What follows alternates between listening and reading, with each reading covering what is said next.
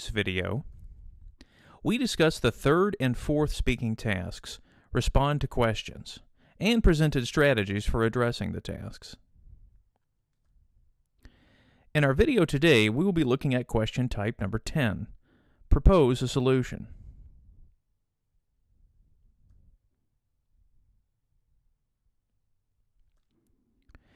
Once again, we'll be using sample questions from the TOEIC speaking and writing sample tests, but for now, please do not look at the transcript. We will be analyzing it just a little bit later in this video. So let's go ahead and jump in. Here are the directions. In this part of the test, you will be presented with a problem and asked to propose a solution. You will have 30 seconds to prepare, then you will have 60 seconds to speak. In your response, be sure to show that you recognize the problem and propose a way of dealing with the problem.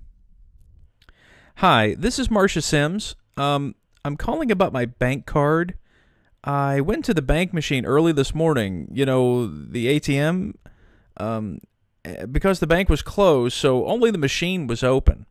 Anyway, I put my card in the machine and got my money out, but then my card didn't come out of the machine. I got my receipts and my money, but then my bank card just didn't come out. And I'm leaving for vacation tonight, so I'm really going to need it. I had to get to work early this morning, and I couldn't wait around for the bank to open. Could you call me here at work and let me know how to get my bank card back? I'm really busy today, and I really need you to call me soon. I can't go on vacation without my bank card. This is Marcia Sims at 555-1234. Thanks. So, now that we've listened to the message, what do we notice? Well, first off, we notice it is a voicemail message, which is the only logical way, really, to present this information on the test. Mainly because there's a person who's calling you with a particular problem, and you have to resolve it. So the first thing we need to identify is that you are playing a role at this point. You are an employee at this particular company, and it's your responsibility to help with the problem. Now, first off, there's some things to think about when we kind of consider how to address this particular situation. First off, we have to think about, well, what type of company am I working for? And what position do I hold? What is the exact nature of the problem? When does the problem need to be resolved? What solution can we propose? What type of language should I use? How can I conclude the message? So we're going to listen again to the message. So as you listen, think about this information on the screen. Okay, so now that we've listened to it twice, let's go ahead and look at the transcript and begin to analyze it. So first off, again, you see that the script itself, probably 30 to 50, maybe 75 words long. And as we analyze the passage, let's see if we can figure out, again, with some of those previously discussed questions, how many particular things we can identify. So we're going to use our pen tool now, and we're going to start with question number 1. What type of company is it? Well, as we go through, we do see the word bank repeated quite a bit. So notice we see the word bank here. We do see the word ATM. We see other reinforcing words, money, card in the machine, money, bank. So again, we'll be talking about this in just a few minutes, but you'll notice that this is certainly not by accident.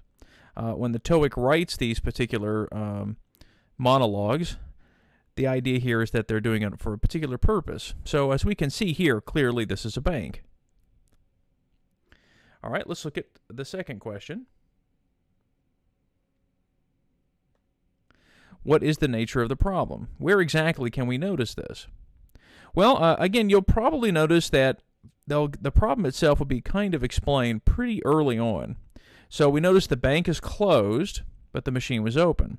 So we put the money, got my money out, but then, so notice the key word here, but then the card didn't come out of the machine. So part of the idea here is, as we listen, we notice that a signal word is going to help us identify what the particular problem is. So again, notice the word but is even repeated a couple of times.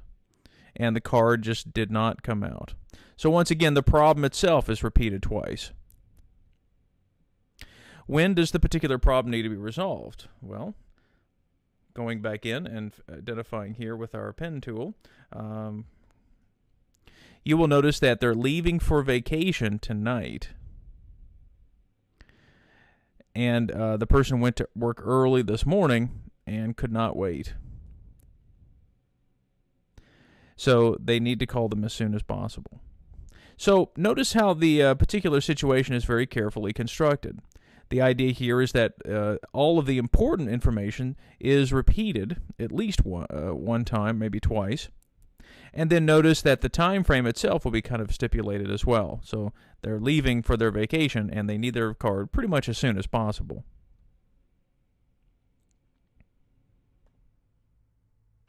So this kind of brings us to our first hint. Repeat, repeat, repeat. So we notice that a lot of the information really is repeated. And part of this is because, if you recall, you're not allowed to take notes on the TOEIC. So the TOEIC, in essence, is trying to help you by giving you several of these repeated elements. As we noticed when we were looking at analyzing the passage, we'll look again at which ones are being repeated. Well, again, we mentioned the bank itself is being repeated quite a bit. The idea of the money that the person wants, the card and the machine. Let's change colors there.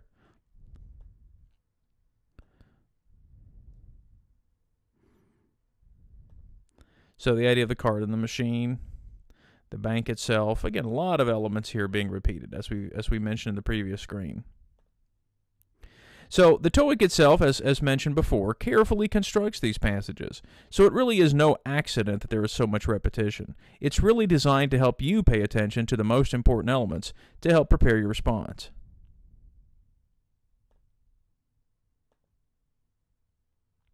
Now, of course, this brings us to the idea of, well, thinking about how to respond. Well, I think this is an important time to talk about, one of the elements the TOEIC is looking for is how well would you function in a business environment. With the reading passages and the listening passages, we saw lots of information that you might find in various business environments. Well, now that we're dealing with a speaking passage, clearly one thing that a lot of employers would like to know is how good are you at solving customer problems. So looking at good customer service, I think, is really why this part of the test exists, I believe. Now, notice the TOEIC doesn't directly state that you work for this particular company, but it strongly implies that you are an employee. So this really does mean we need to think about giving good customer service. This means that we need to use polite, helpful language to help facilitate the transaction as quickly and as efficiently as possible to achieve a positive result. So let's think about some of the characteristics of good customer service. We want to use that polite language, such as please and thank you. We want to use modal forms, words such as could and would, if you could come in, for example. Using formal language itself. Ms. Sims, my name is. So notice again, using titles when possible. Apologizing about the problem. I'm terribly sorry about this. And notice one thing too, we want to avoid language that might seem threatening. So instead of saying instead of saying your problem, we want to say the problem. Or say something like the machine probably malfunctioned instead of something like, well, you messed up. Other characteristics would be using language that we consider to be comforting and acknowledging, such as I would be happy to help, or thank you for calling. Of course, it's very important, since time is of the essence in this situation, to give a time frame. We can solve this problem right away. We also want to make sure that there is a clear resolution. So remember, the topic itself is propose a solution, so we need to have the solution in the response. So, for example, we will be happy to issue a new card if we're unable to recover the old one. and to do so as soon as possible. Now I want you to listen to a sample response. And as you're listening, try to note the incorporation of some good customer service techniques that we mentioned from the previous slides. Yes, this message is from Marcia Sims. Hi, Miss Sims. This is John Reynolds calling from Fifth Third Bank. And I'm so sorry that you're having a problem with your bank card. Let me see if I understand the problem correctly. So you were using the ATM machine, and you were able to get your money, but your bank card was stuck in the machine. So I think I have that correct. And we would be happy to help in this situation because we realize that you need your bank card right away. You're leaving on your vacation, and we want to make sure that you do have your money. So if you could call us back, again, my name is John Reynolds here at Fifth Third Bank. Number is 555-123-4567. And if you could also give me the location of the branch itself, we'll be happy to either call the branch manager or issue a new card as soon as possible. And once again, we're sorry for this inconvenience, and please call us at your earliest convenience. Thank you. Now that we've listened to a sample response, let's go back for a moment and take a look at the scoring guidelines for this particular question type. Again, if you notice that by the time we reach questions 10 and 11, we are basically looking at all of the criteria that's mentioned that are mentioned before. Again, pronunciation, intonation, grammar, vocabulary, all of the things that we mentioned in the previous video series. So now let's take a look at the scoring guidelines. Now, first off, we need to recognize that for questions 10 and 11, the scoring criteria are now on a scale of 0 to 5 instead of 0 to 3. So that immediately tells us that they're looking for something a little bit different, and they consider these particular tasks to be much more complex. Even though it would appear that questions 10 and 11 should be the same as questions 7 to 9, there is one important difference. That's called the progression of ideas. Now, again, in questions 7 to 9, we noticed that we had to address problems or a series of problems looking at information. But this one's a little bit different.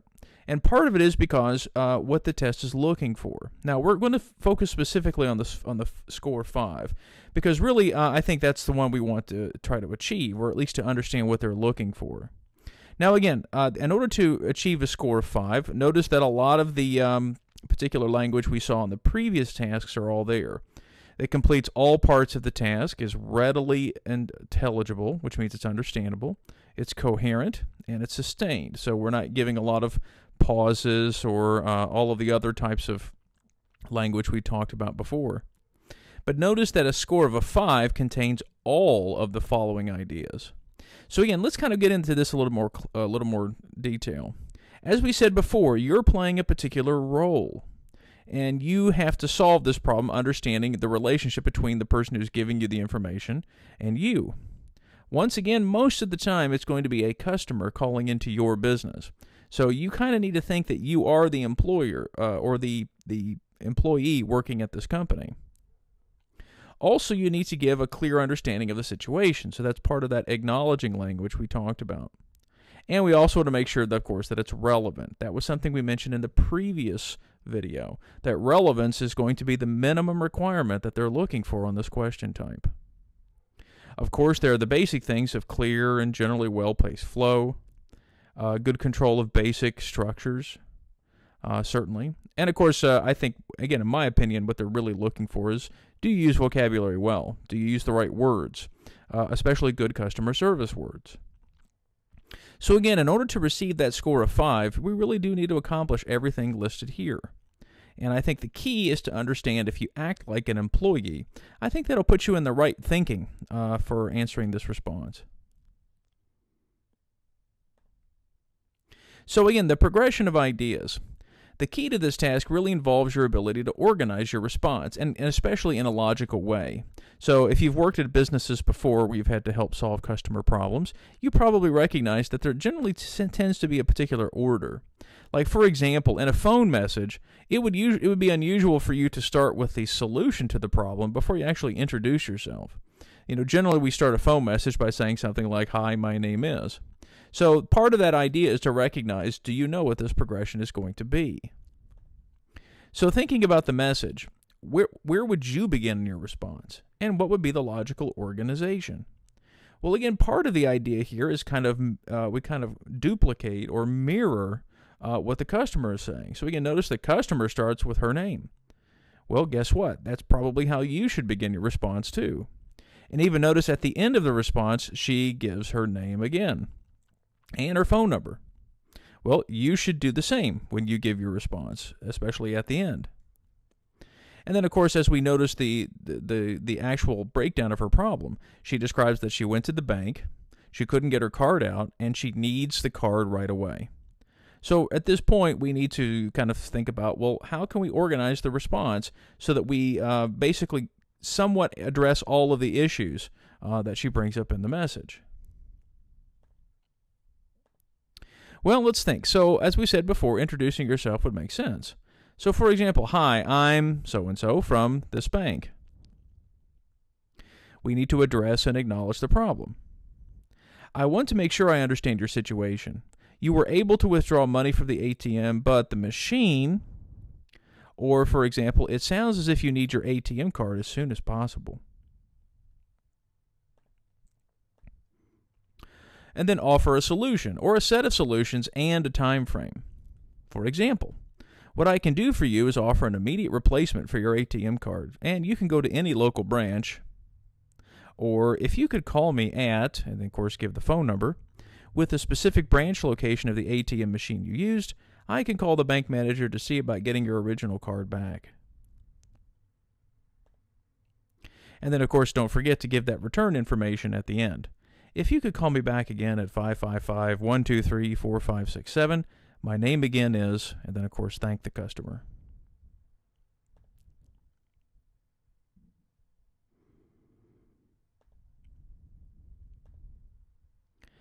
So, some final thoughts. As we said, the phone message itself should pretty much give you very quickly, right away, what type of company you're dealing with.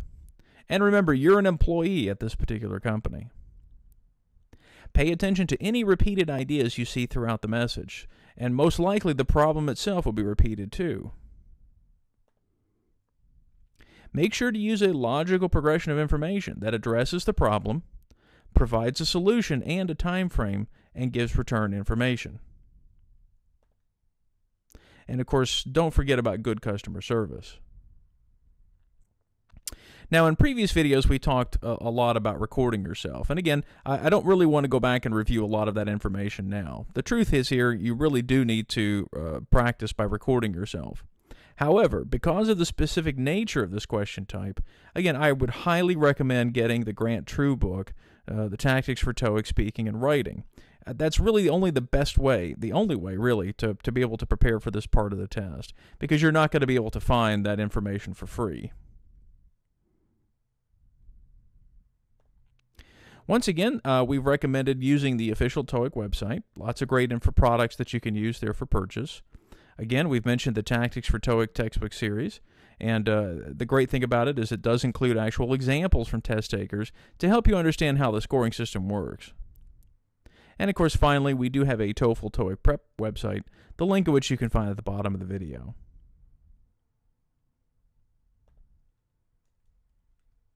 Thanks for watching. We'll see you next time for the final video, Express an Opinion and Review.